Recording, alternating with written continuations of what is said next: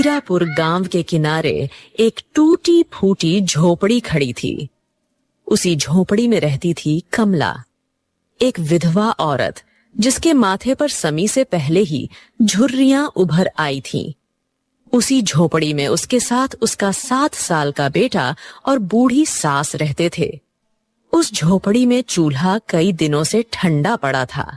न धान का दाना था, न आटे की एक मुट्ठी राशन, बस एक खाली मटका जिसमें कई दिनों से पानी तक सही से नहीं भरा गया था। अम्मा कब खाना दोगी? पेट में बहुत दर्द हो रहा है, भूख नहीं सहा जाता। दूसरों के बच्चे तो दाल रोटी खाते हैं, मैं ही हर रोज खाली पेट सोता हूँ।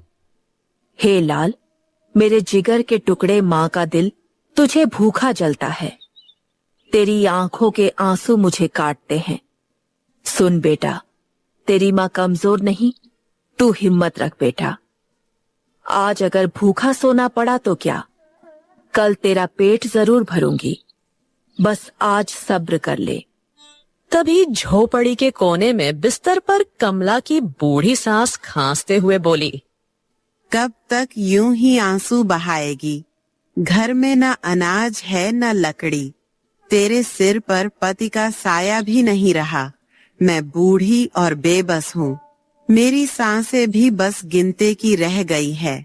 सोच, अब तू अकेली औरत कब तक सब कुछ संभालेगी? माँ जी, लोग क्या कहते हैं इससे फर्क नहीं पड़ता। फर्क इससे पड़ता है कि भगवान अभी भी मुझे क्यों परख रहा है। विधवा हूँ तो क्या मेहनत करना तो जानती हूँ। अगर चाहूं तो हाथ फैला दूं, कोई ना कोई दाना दे देगा। मगर क्या मैं अपने बेटे को भीख का कौर खिलाऊंगी? नहीं, जब तक जान है तब तक मेहनत करूंगी। दूसरे दिन सुबह को गांव के चौपाल पर पीपल के नीचे बैठे कुछ गांव वाले आपस में बात कर रहे थे। अरे सुना तुमने? कल रात कमला का बच्चा भूख से बेहोश हो गया और बेचारी झोपड़ी में आंसू बहाती रही। विधवा की जिंदगी ही ऐसी होती है, पेट खाली और माथा सूना। सही कह रहे हो। इस औरत की हालत देखकर तो लगता है जल्दी ही हाथ फैलाएगी। चाहे जितनी भी अकड़ दिखाए, पेट की भूख सबको झुका देती है। पर एक बात माननी पड़ेगी, इतनी मुसीबत में भी किसी के आगे झुकी नहीं। लकड़ी काट के लाती है, तालाब से पानी भरती है, बच्चों को भूखा सुला देती है, पर भीख नहीं मांगती। हिम्मत तो है इस औरत में। इतने में कमला वहां से गुजर रही थी।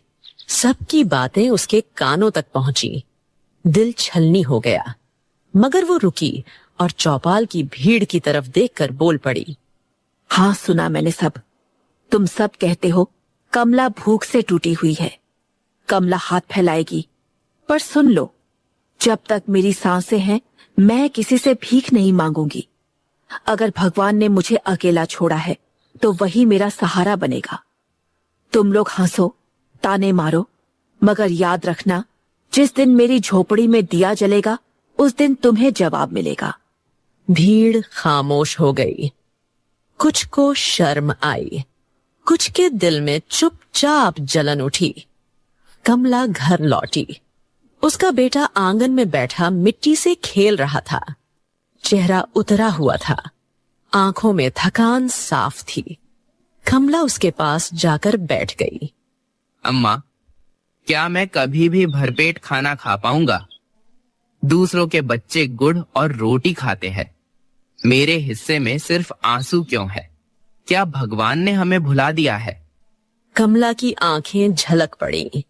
उसने दृढ़ स्वर में अपने आप से कहा, आज चाहे जान निकल जाए लेकिन खाली हाथ घर नहीं लौटूंगी। जंगल जाऊंगी, लकड़ी काट लाऊंगी, शायद वहीं से कोई सहारा मिल जाए।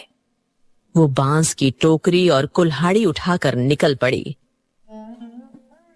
रास्ता लंबा था, धूप तपी हुई थी, मगर उसकी आंखों में हिम्मत की चमक थी। कमला जंगल का लंबा रास्ता तय करके जंगल के बीच पहुंची और एक पेड़ के नीचे बैठ गई। हे भगवान, इतना लंबा रास्ता तय किया है, बस थोड़ी सी लकड़ी मिल जाए तो घर लौटते हुए चूल्हा जलाऊं। बच्चा कल से भूखा है, आज उसे कुछ खिलाना ही होगा। उसी वक्त झाड़ियों के बीच से एक अजीब सी करहाने की आवाज आई, जैसे कोई जानवर दर्द से तड़प रहा हो। कमला चौंक कर इधर उधर देखने लगी। ये कैसी आवाज है? कहीं जंगली जानवर तो नहीं, या फिर कोई फंसा हुआ प्राणी?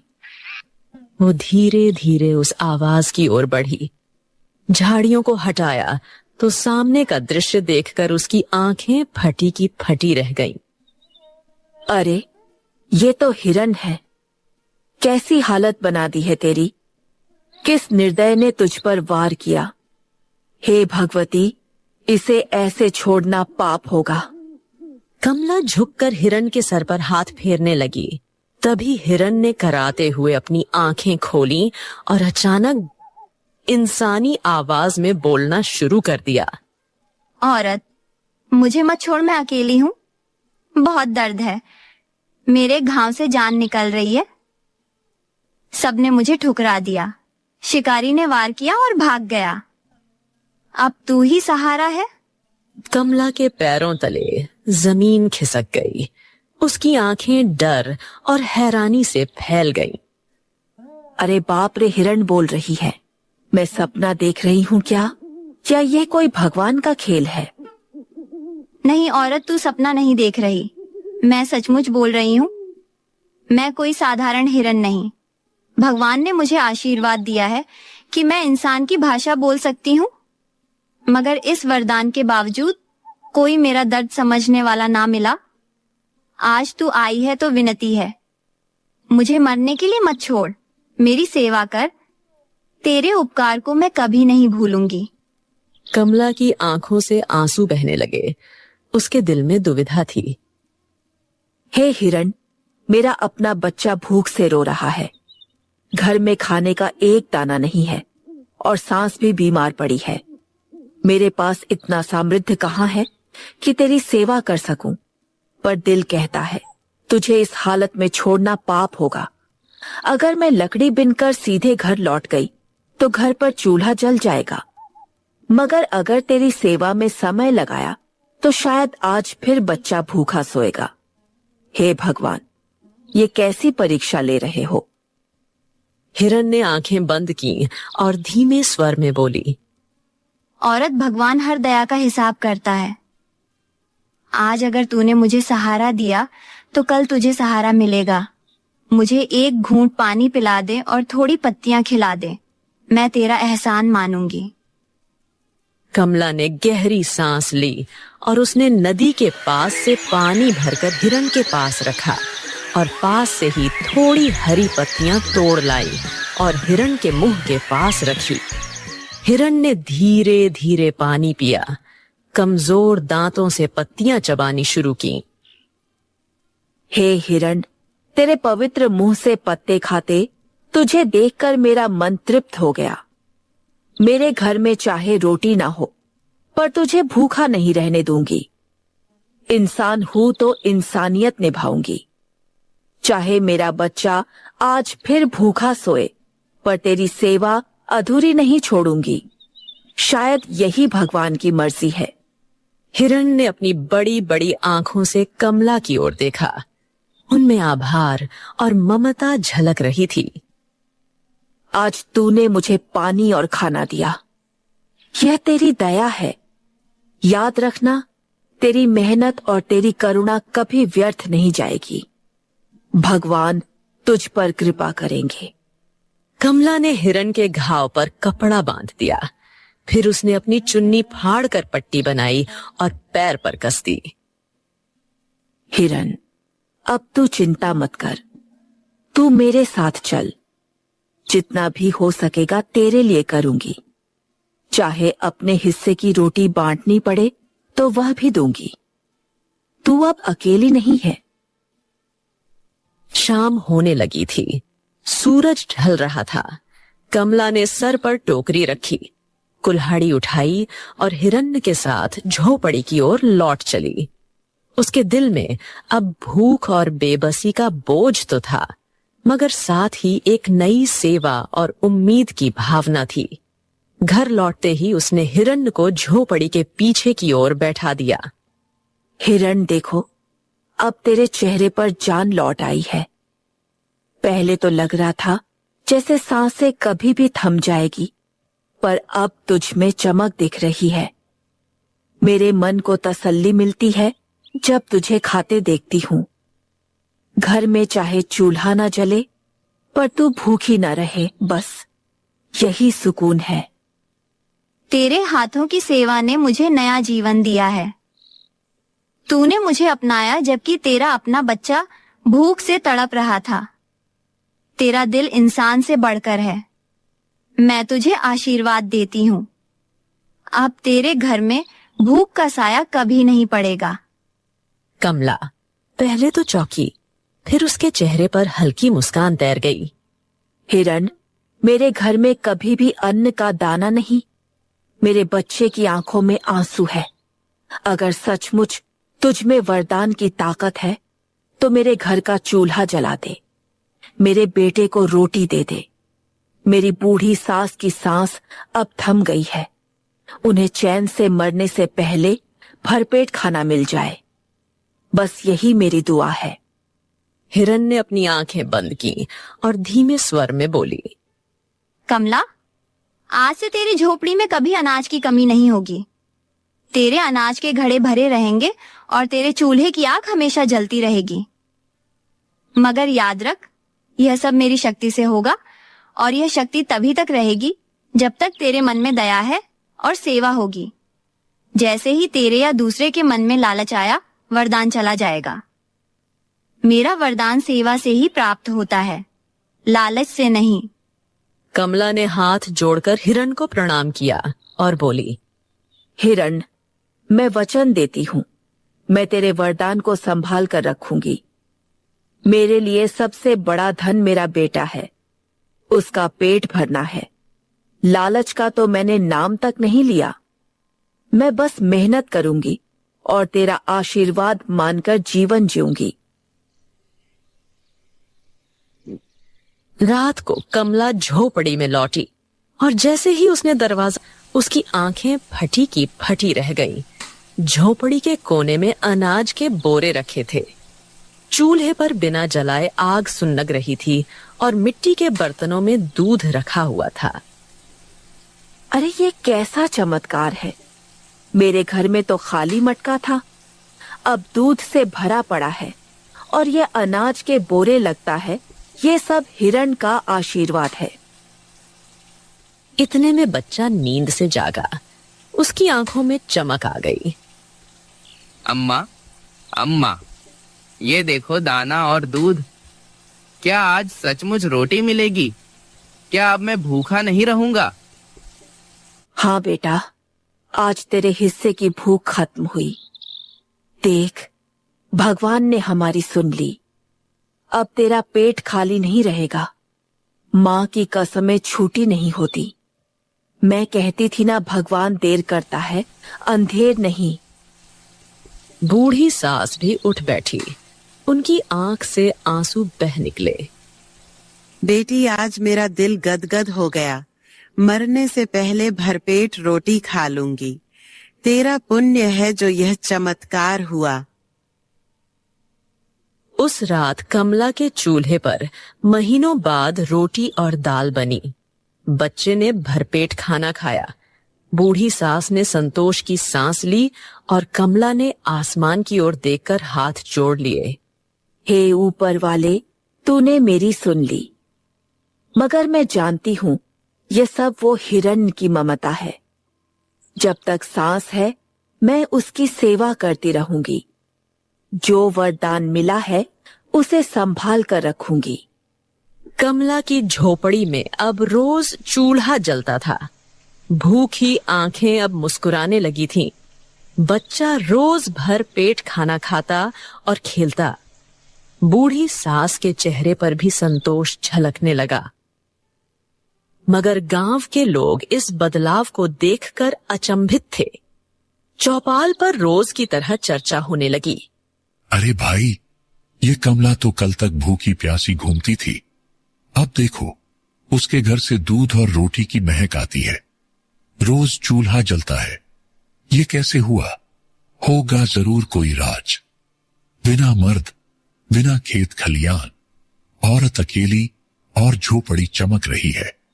जरूर वो कुछ छुपा रही है। नहीं रे, यह तो भगवान की कृपा होगी।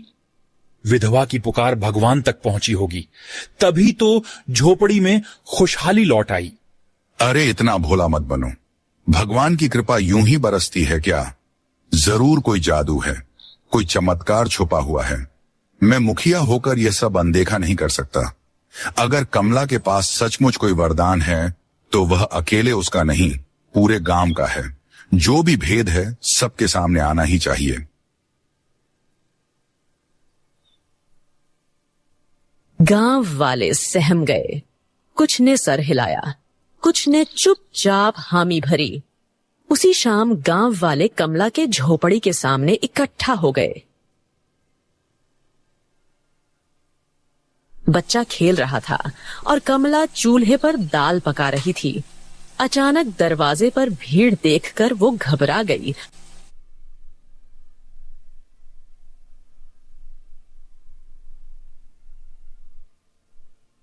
और दरवाजे पर आकर चौंकते हुए कहा, अरे आप सब यहाँ कुछ काम था क्या? काम तो है कमला। बताओ, कल तक तेरे घर में सूना चूल्हा था, अब रोज अनाज और दूध कहाँ से आने लगा? हाँ सच बोल, कहीं तूने जादू टोना तो नहीं किया या कोई खजाना छुपा रखा है? कमला के चेहरे पर डर और बेबसी साफ झलकने लगी।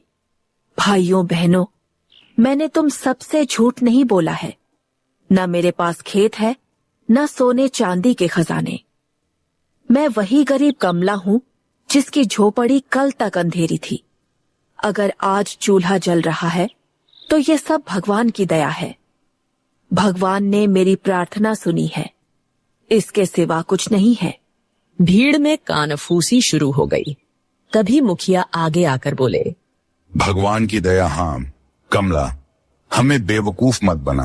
भगवान की दया सब पर होती है, फिर सिर्फ तुझ पर ही क्यों बरसी? सच बता, तेरे घर का रहस्य क्या है, वरना गांव का कानून तेरे खिलाफ जाएगा। मुखिया जी, मैं सच कह रही हूँ। मेरे पास छुपाने लायक कुछ नहीं। गरीब की झोपड़ी में कौन सा चमत्कार छुपा होगा? यह सब ऊपर वाले का कर्म है। मैं तो खुद हैरान हूँ। बच्चा दौड़कर माँ के पास आकर कहने लगा, अम्मा, ये लोग क्यों चिल्ला रहे हैं? क्या हमें फिर से भूखा कर देंगे? अम्मा, मैं फिर से भूखा नहीं रहना चाहता। कमला का दिल चीर गया। उसने बेटे को सीने से लगाकर आंसू रोकने की कोशिश की। देखो, यह मासूम बच्चा कल तक भूखा रोता था, आज भरपेट खाता है। क्या तुम्हें उसकी हंसी नहीं दिखती? अगर ये भगवान की दया से हुआ है तो तुम लोग क्यों शक कर रहे हो? गांव के कुछ लोग नरम पड़े, मगर मुखिया का चेहरा और सख्त हो गया। कमला, अगर सचमुच तुझे वरदान मिला है तो वह अकेले तेरा नहीं है, गांव का भी होगा।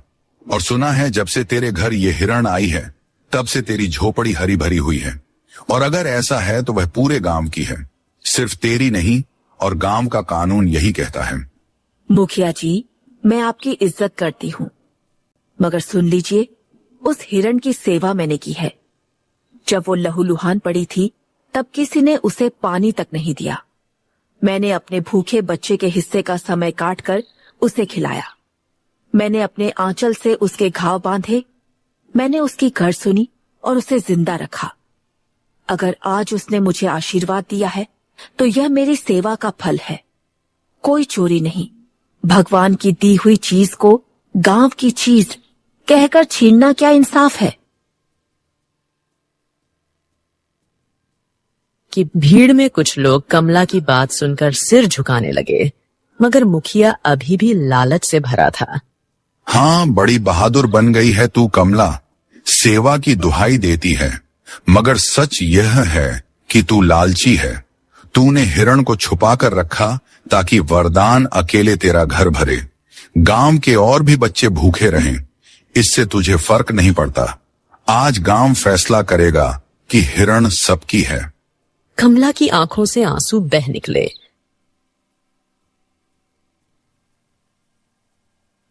भाइयों, क्या तुम्हें लगता है मैं लालची हूं? मैं तो वो औरत हूं जो कल तक भूखी सोई। मेरे बच्चे ने आंसू बहाए, तब भी मैंने किसी के दरवाजे पर हाथ नहीं फैलाया। मैंने तो बस एक घायल प्राणी की सेवा की थी। अगर आज उसका आशीर्वाद मिला है तो क्या वो भी अपराध है?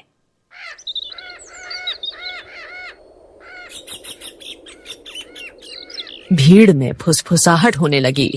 तभी झोपड़ी के पीछे से हिरण धीरे धीरे निकलकर सामने आई।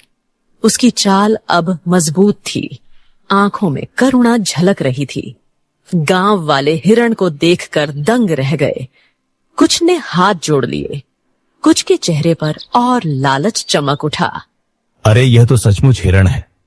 कैसी चमक रही है, जैसे कोई रहस्यमयी हो। यही है चमत्कारी जड़। अगर ये हमारे घर आए तो हम भी धनवान हो जाएंगे। हिरण ने सबकी ओर देखा और इंसानी आवाज में बोली, गांव वालों, सुनो, मैं कोई साधारण हिरण नहीं। भगवान ने मुझे वरदान दिया कि मैं इंसानों की भाषा बोल सकूं और सेवा करने वालों को आशीर्वाद दे सकूं। कमला ने अपनी भूख भुलाकर मेरी सेवा की। उसने आंचल फाड़कर मेरे घाव बांधे, इसलिए मैंने उसके घर भूख का साया मिटा दिया। मगर याद रखो, वरदान सेवा से मिलता है, लालच से नहीं। भीड़ सन रह गई, लेकिन मुखिया फिर भी ना झुका।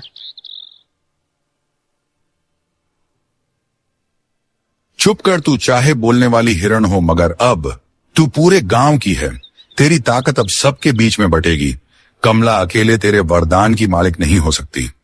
हिरण की आंखों में आंसू भर आए। उसने सर झुका लिया और दुख भरे स्वर में बोली, अफसोस, इंसान कभी नहीं बदलता। जब तक सेवा करता है तब तक उसका दिल साफ होता है, पर जैसे ही वरदान दिखता है उसका दिल लालच से भर जाता है। याद रखो, जहाँ लालच होगा वहाँ मैं नहीं रहूंगी।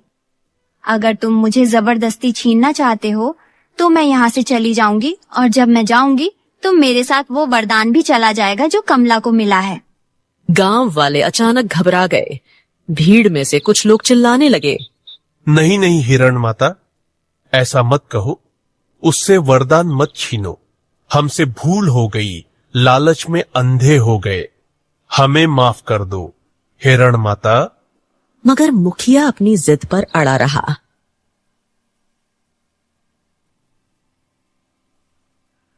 तू चाहे जहां चली जा, मगर तेरा वरदान अब सिर्फ कमला का नहीं रहेगा, ये पूरे गांव में बटेगा।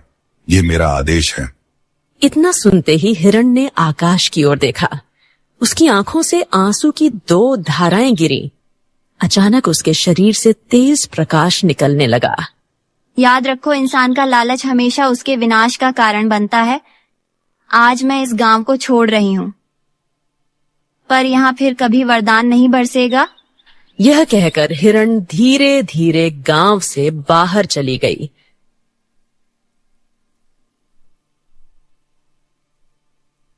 गांव वाले हाथ जोड़कर पीछे पीछे दौड़े, मगर हिरण जंगल की ओर गायब हो गई।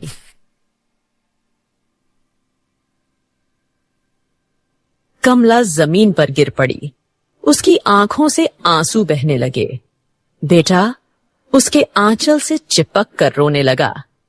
हे हिरण माता, मैंने तो बस सेवा की थी, मगर गांव वालों के लालच ने तुझे दूर कर दिया। तू ही मेरा सहारा थी। अब फिर से मेरी झोपड़ी में भूख लौट आएगी, पर मैं तुझे दोष नहीं दूंगी। इंसानियत का वरदान लालच के बीच कभी टिक ही नहीं सकता। गांव में सन्नाटा छा गया।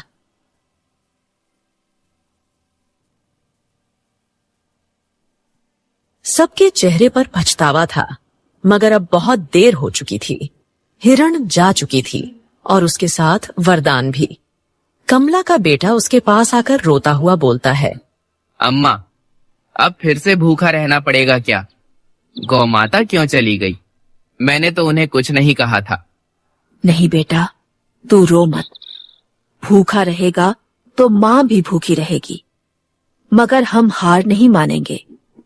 अब माँ फिर से मेहनत करेगी। तू देखना, तेरे लिए रोटी जुटाऊंगी, चाहे दिन रात जंगल से लकड़ी काटनी पड़े। गांव वाले धीरे धीरे पास आकर खड़े हो गए। सबके चेहरे पर शर्म थी। मुखिया सबसे आगे था, मगर उसकी अकड़ अब टूट चुकी थी। कमला बहन, हमने तेरे साथ बहुत अन्याय किया। तू सही कहती थी।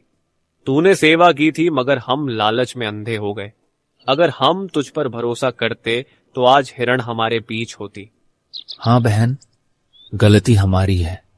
हम सब भूख से डर गए और वरदान को जबरदस्ती बांटना चाहा। पर वरदान तो सेवा का फल होता है, लाठी डंडे से नहीं मिलती।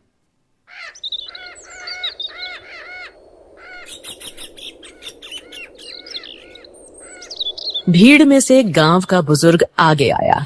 उसके बाल सफेद थे, हाथ कांप रहे थे, मगर आवाज में गहराई थी।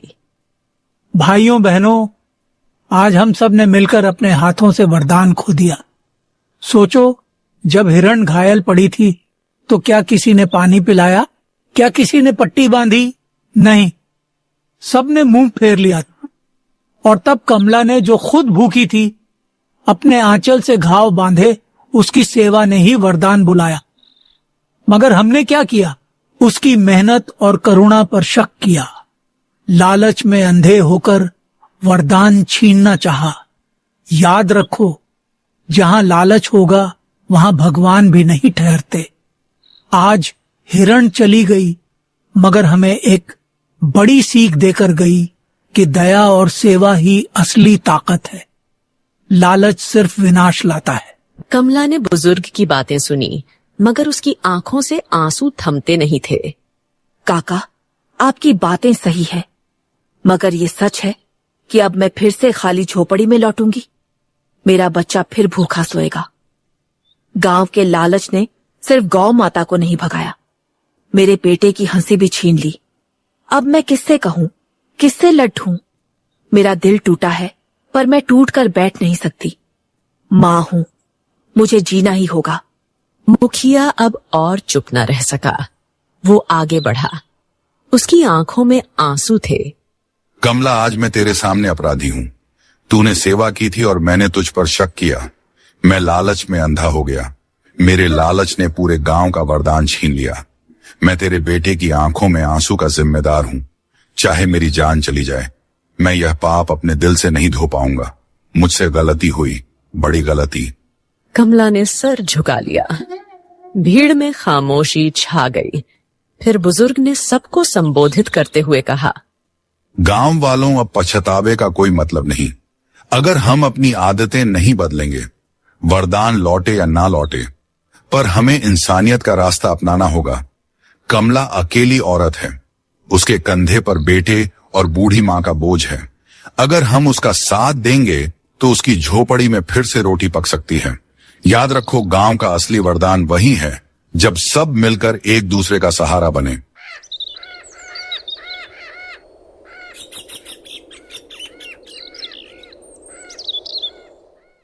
अब शाम को गांव वाले अपने घर से कुछ न कुछ लेकर कमला के पास आए। कुछ ने लकड़ी दी, कुछ ने अनाज, कुछ औरतें घर से दूध और रोटी ले आईं। कमला बहन, अब तू अकेली नहीं है। गांव वाले तेरे साथ हैं। हम सब मिलकर तेरे चूल्हे को जलाएंगे। हिरण तो चली गई, मगर उनकी दी हुई सीख हम सब भूलेंगे नहीं। भाइयों बहनों, मैं तुमसे कोई मदद नहीं मांगती। मैं बस यही चाहती हूँ कि तुम लालच छोड़कर इंसानियत अपनाओ। अगर हर कोई दया करना सीखे तो कोई बच्चा भूखा नहीं सोएगा। मैंने हिरण से यही सीखा, वरदान सेवा से मिलता है और सेवा के बिना सब सुना है। मैं फिर से मेहनत करूंगी, फिर से जंगल जाऊंगी, मगर अब जानती हूँ कि अकेली नहीं हूँ।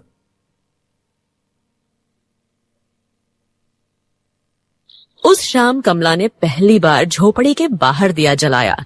उसके बेटे ने मासूम हंसी के साथ कहा, अम्मा देखो, गांव वाले हमारे